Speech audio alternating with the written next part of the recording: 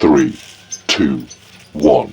Hello everyone, welcome back to my channel PS blog. तो friends, आज की video में मैं आप लोगों के साथ अपनी प्रीवियस ईयर की जर्नी शेयर करूंगी। हालांकि पिछली वीडियो में मैंने किया है, जिसे आप देख सकते हैं। और चाहे तो वो हालांकि मुझसे तो अभी ज़्यादा बनता नहीं है कि मैं आपसे ये बोलूं कि ये मेरी प्रीवियस जर्नी ये चीज़ है। तो आज की वीडियो में मैं अपनी जो घर की प्रिपरेशन, मुझे घर जाना है उसकी प्रिपरेशन देखेंगे आप ब्लॉग में आज के। और प्लस आज के ब्लॉग में आप ये भी देखेंगे कि मैंने डीएलएड में एडमिशन क्यों लिया, बीएड करने के बाद भी। और BEd, MSc, PGDCA, triple C और कई सारे एग्ज़ाम देने के बाद भी फिर से मैंने डीएलएड में एडमिशन ले लिया। तो क्यों ले लिया, इस पर भी हम बात करेंगे। तो फ्रेंड्स, चलिए बनी रहिए ब्लॉग पर, सारी बातें एक करके डिस्कशन करेंगे। हालांकि मैं आप लोगों से बता दूं, मैं चाहती थी आप लोगों से सामने से होकर बात करना, लेकिन ये रहता है ना कि हम अपने कुछ जो एक्टिविटी हैं वो भी हम सारे कर लें और प्लस साथ साथ आप बातें भी आपके साथ हो जाएं, तो ये हो जाता है। और मेरे पास स्पेस ना होने के कारण आप समझ सकते हैं, या फिर कुछ और रीज़न भी आप समझ सकते हैं, या टाइम का कमी होने के कारण भी आप समझ सकते हैं। तो चलिए हम स्टार्ट कर लेते हैं। सबसे पहले तो चलिए आज तो ब्लॉग से ही स्टार्ट कर रहे हैं। तो ये मैंने क्या है, मलाई रखी थी बहुत सारे दिन की, कम से कम वन मंथ कंप्लीट हो चुका था। तो ये था, तो हमने कहा चलो आज निकाल ही लेते हैं। आज संडे भी, आज किसी को जाना भी नहीं है, थोड़ा खाना लेट भी हो जाएगा ना, तो ये रहेगा कि कोई दिक्कत नहीं है। तो इस वजह से मैंने पहले ही निकाला मलाई को। तो ये मलाई रखी थी इसमें जैसे ही मैंने कढ़ाई में मलाई को डाला तो सब लोग बोले, जो मेरी ननद है वो बोली, भाभी बहुत स्मेल आ रही है, बहुत स्मेल आ रही है। हमने कहा आने दीजिए स्मेल, वो हम महकने लगेगा, फिर घी जैसा महकेगा। तो वो फिर कुछ हालांकि नहीं बोली। तो फिर आप लोग देख पा रहे होंगे मैंने इतना घी निकाल लिया था, और ज़्यादा नहीं थी, एक छोटी कटोरा ही मलाई मैंने जोड़ कलेक्ट कर पाई थी। ज़्यादातर ये रहता ना कि हमें ध्यान ही नहीं रह पाता है। और तो आप लोग देख पा रहे होंगे, मतलब अच्छा प्योर घी एकदम निकल आया था। और बिल्कुल एक तरह से अच्छा घी कह सकते हैं, प्योर कह सकते हैं। जैसे आप मार्केट से लेते हैं ना, तो उसमें कुछ ना कुछ मिलावट रहती है, लेकिन इसमें कोई भी मिलावट नहीं है। और कलर भी आप देखिए एकदम अच्छा साफ़ कलर आया हुआ है, और खाने में भी बहुत सुंदर सुंदर टेस्टी लगता है। मलाई का जो घी रहता है ना, तो खाने में भी जैसे आप लोग जैसे मक्खन से निकाला हुआ घी और ऐसे निकाला हुआ घी में थोड़ा सा अंतर ये रहता है, इसमें सुधाई थोड़ा ज़्यादा रहती है। और इस तरीके से मैंने डाल दिया। फिर इसके बाद जैसे मलाई उसमें मैंने रखी थी, तो मलाई मैंने इसमें पलट दी। और पलटने के बाद मैंने इसको चलाया थोड़ा देर तक, अब पिघल गई। तो चलाते रहे तो फिर इस तरीके से हो सकता है। बहुत सारी बहनें तो हालांकि जानती हैं, लेकिन ऐसा हो जाता है ना, काफ़ी सारी बहनें या नहीं जानती होंगी। तो आप लोग भी ऐसा कर सकते हैं, यदि घी नहीं मंगा पाते हैं किसी रीज़न बस, तो आप लोग भी ऐसा कर सकते हैं।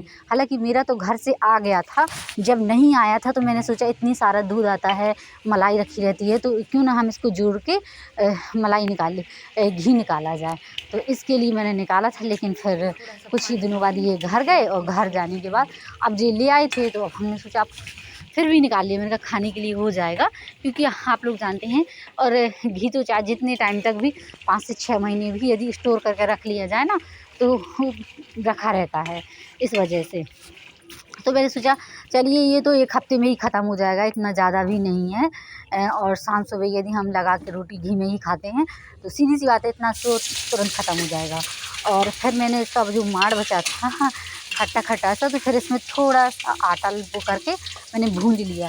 इसके बनाए बने लड्डू और दाल फ्राई कर दी। आप लोग देख पा रहे होंगे इस तरीके से मेरी दाल फ्राई हो चुकी है। और प्रीति ने काट दी थी सब्जी, तो ये सब्जी उसने कट कर दी थी। तो कह रही थी भाभी लाओ हम छौंकेंगे। तो बस फिर मैं इसके बाद पूरा ब्लॉग तो मैं शूट नहीं कर पाई। और फिर इसके बाद मैं आ गई पढ़ने छत में। क्या है, ये बोल रहे थे पढ़ाई स्टार्ट कर दो, नहीं तो तुम फेल हो जाओगी डीएलएड में। और डीएलएड में मैंने एडमिशन मेरी मजबूरी के कारण ले लिया। मैंने MSc, BEd, PGDCA, triple C आज 6 से 7 साल पढ़ाई करने के बाद भी मैंने ले लिया। मैंने अब जी कह रहे थे क्यों तुम हार मान रही हो, पढ़ाई कंटिन्यू रखो, कहीं ना कहीं मौका मिलेगा। तो बस यही है। फिर मैं आई छत में, तो ये मेरी फ्रेंड की लड़की आ गई। तो वो कह रही, हमने कहा अब मुझे तो याद ही नहीं हो रहा था। तो मैंने कहा मुझे याद नहीं हो रहा डीएलएड का। तो कह रही है ऐसा दीदी आप पढ़ो कि एक बार पढ़ लो फिर गोल गोल घुमाओ। तो बच्चों का भी कोई ना कोई जैसे टेक्निक दे देता है, वो अपने में अप्लाई नहीं करेंगे लेकिन वो दूसरों को ज़रूर एडवाइस दे देंगे कि ऐसा करो। तो बड़ी अच्छा भी लगता है और फिर मैं हम इनके साथ इसके साथ थोड़ा बहुत एंजॉय करने लगे। फिर मैंने स्टार्ट किया, तो मैंने सिर्फ एक चैप्टर ही हिंदी का पढ़ा है, भाषा शिक्षण का। और जो मेरी बहनें डीएलएड कर रही हैं ना, तो वो मुझे कोई first year second year final semester की, जिस भी सेमेस्टर की हूँ, मुझे देख रही हूँ ना, तो मुझे बता सकते हैं कि दीदी आप कैसे पढ़ें, तो मुझे भी हेल्प मिल सकेगी। और यदि आप लोगों को मुझसे किसी तरह की हेल्प चाहिए हो तो बिल्कुल, मैं भी बिल्कुल आप लोगों को एग्री हूँ हेल्प देने के लिए, और जो मुझसे बनेगा तो मैं आप लोगों का सहयोग दूंगी। और इन्होंने कहा कि तुम पढ़ लो, शायद मौका मिलेगा टीजीटी में, जैसे आप लोग जानते वैकेंसी भी कम आती हैं, कई सारे रीज़न थे तो इस वजह से। और मैं आप लोगों से बात मैं नहीं कर पाई उस तरीके से, और मैं ब्लॉग कभी कभी नहीं कर पाती शूट, कभी कभी मन ही नहीं करता है। आप लोग मुझे थोड़ा सा कहते हैं मोटिवेट करने के लिए लाइक सब्सक्राइब भी कर दिया करिए, मुझे अच्छा लगता है कि आप लोगों से, मुझे लगता है मुझे आप लोगों का प्रेम मिले, ये रहता है ना कि हम अपडेटेड हैं, तो ये चीज़ रहती है। तो इस वजह से मैं अपना ब्लॉग डाल देती हूँ, और अपना ब्लॉग अपनी यादें रिमेंबर करने के लिए, हाँ, और आप लोगों का प्रेम स्नेह पाने के लिए। उम्मीद करती हूँ कि जल्दी जल्दी सब्सक्राइब कर लीजिए, और जो भी मुझसे पूछना है तो पूछ सकते हैं। ये देखिए, ये है हिंदी शिक्षण, इसको मैंने आज पहली बार खोला हुआ है, फर्स्ट दिन। ध्वनि है और काफ़ी सारी, हालांकि जी चीज़ें सब पढ़ाई हैं मेरे लिए, तो क्योंकि मैंने बीएड में भी पढ़ा था और वैसे यूपी टेट का पेपर दिया था तो उसका क्वालिफाई था, तो उसमें भी पढ़ा था, लेकिन प्राइमरी से बीएड बाहर हो गया, तो किसी न किसी कारणवश बहुत ज़्यादा जो बीएड किए हैं तो उनको बहुत ज़्यादा दिक्कत हुई है। हालांकि जैसे आप लोग जानते हैं बीएड में वैकेंसी आती हैं कम और डीएलएड में वैकेंसी आती हैं ज़्यादा, यानी कि सुपर टेट में वैकेंसी आती हैं, प्राइमरी में भर्ती ज़्यादा आती है। इस वजह से वैसे तो मैं करना नहीं चाहती थी, एक तरह से कहते पूरी रामायण पढ़ने के बाद यदि हम 40 पढ़ते हैं तो बड़ा ही तुच्छ समझ में आता है या बड़ा ही छोटा समझ में आता है। तो इसी तरीके से एमएससी बीएड करने के बाद जब मैं डीएलएड कर रही हूँ ना, तो मुझे बड़ा अजीब सा लग रहा है कि एमएससी बीएड पीजीडीसीए और जाने क्या क्या ट्रिपल सी, इतना पढ़ने के बाद प्लस 5 से 6 साल 7 साल 8 साल तैयारी करने के बाद फिर से इन्होंने, मेरे हस्बैंड ने मुझे डीएलएड में एडमिशन दिला दिया है। तो मैं आपके साथ डीएलएड की जर्नी भी आपके साथ शेयर करती रहूँगी। आज मैंने सिर्फ और सिर्फ एक चैप्टर ही हिंदी का पढ़ा हुआ है, तो आप लोग देख लीजिए। उल्टा दिखेगा, सीधा दिखेगा ही नहीं, जैसा भी है तो अब कैसे दिखाया जाए, तो बस यही है। और आई होप बहुत सारे, मुझे लगता है ऐसे बहुत सारे स्टूडेंट होंगे जिन्होंने बीएड कर रखा होगा, और मेरा MSc first class, BSc first class और BEd first class, PGDCA DCA, बहुत सारे डिप्लोमा प्लस तैयारी लगातार प्रिपरेशन करने के बाद ना, और छोड़ देने के बाद लगातार फिर ऐसा लग रहा था कि अब ना करें, लेकिन मेरे हस्बैंड ने कहा कि अभी हार नहीं मानो और पढ़ो। तो इस वजह से मुझे फिर से डिग्री से तो मैं बोर हो गई थी, लेकिन फिर भी मैंने स्टार्ट कर दिया है, एडमिशन ले लिया है। अब जो भी जर्नी होगी तो आपके साथ शेयर करूँगी और कोशिश करूँगी कि इसमें भी नंबर अच्छे ही आए। तो इसके लिए पढ़ेंगे, पढ़ना पड़ेगा। और जहाँ मैंने एडमिशन लिया है तो उन्होंने स्पष्ट रूप से कहा है कि आप अच्छे से पढ़ेंगे तब आप डीएड में पास होंगे। देखते हैं जो भी होता है, अभी तो फर्स्ट सेमेस्टर है, और यदि वैकेंसी आ जाती है टीजीटी में या जूनियर में तो मैं डीएलएड को करूँगी, लेकिन उस हिसाब से नहीं करूँगी। मेरा फोकस रहेगा सिर्फ और सिर्फ जॉब पाने का। जो भी जर्नी होगी आगे, जो भी मेरे सामने कोई सिचुएशन आएगी तो मैं आपके साथ शेयर करूँगी। चलिए मिलते हैं नेक्स्ट ब्लॉग में। आई होप आप लोगों को ये मेरा ब्लॉग अच्छा लगा, और ब्लॉग मेरा अच्छा लगता है ना तो सब्सक्राइब ज़रूर कर लीजिए। जो भी मेरी जर्नी होगी आपके साथ शेयर करते हुए चलूँगी।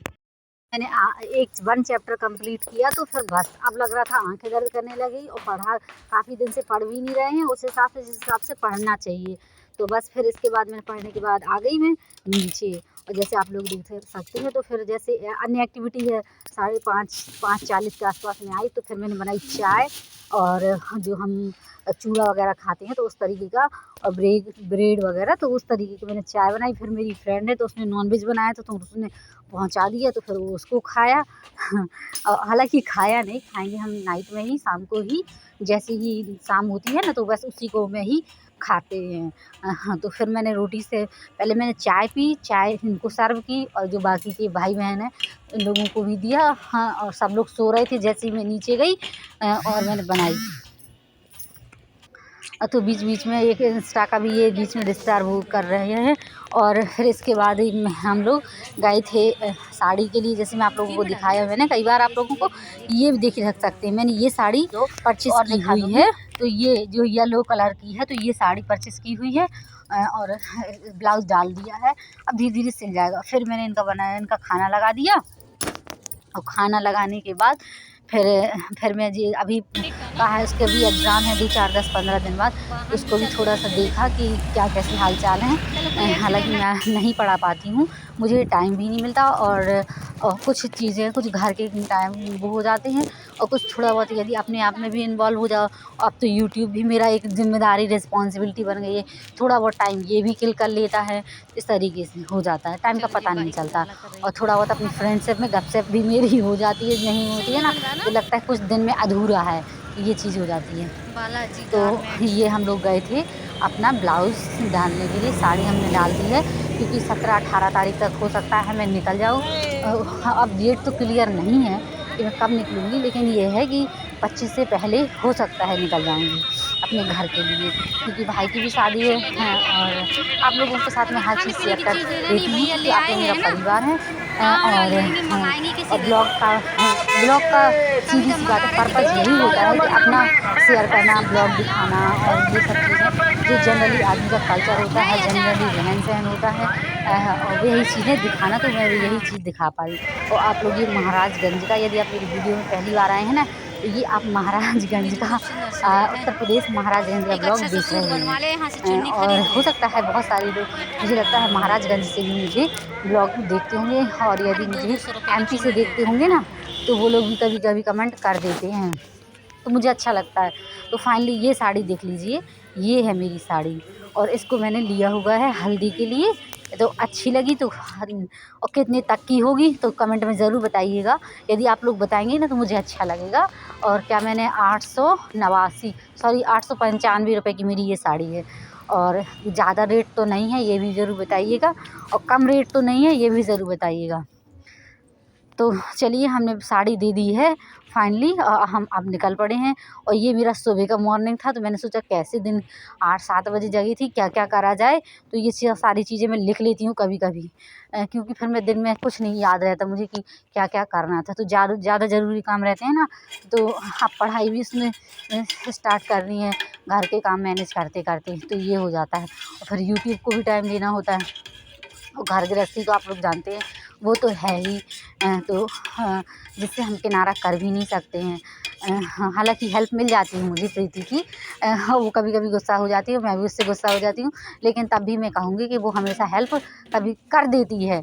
हाँ, और लेकिन ये रहता है ना, कभी कभी गुस्सा आ जाती है, कभी नहीं आ जाती, कभी अपनी मूड ऑफ हो जाता है किसी न किसी रीज़न से, तो ये हो जाता है। ये घर में तो आप लोग जानते हैं थोड़ा थोड़ा होता रहता है।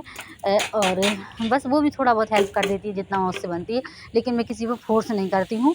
लेकिन ये रहता है ना कि अब हम यदि आप काम डिवाइड करके चलेंगे ना तो आप अपने ऊपर भी थोड़ा बहुत काम कर पाएंगे।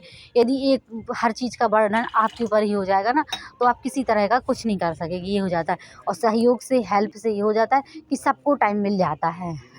और यदि बच्चे छोटे होते हैं तो उनसे किसी तरह की हेल्प तो उम्मीद नहीं की जाती है, लेकिन जैसे ही किसी बच्चे बड़े हो जाते हैं तो सभी सोचते हैं, चाहे अपना हो चाहे बच्चा जिसका भी हो, लेकिन ये सोचते हैं कि थोड़ा बहुत हमें सहयोग मिले। तो यदि आप मेरी बातों से सहमत हैं तो कमेंट में ज़रूर बताइएगा।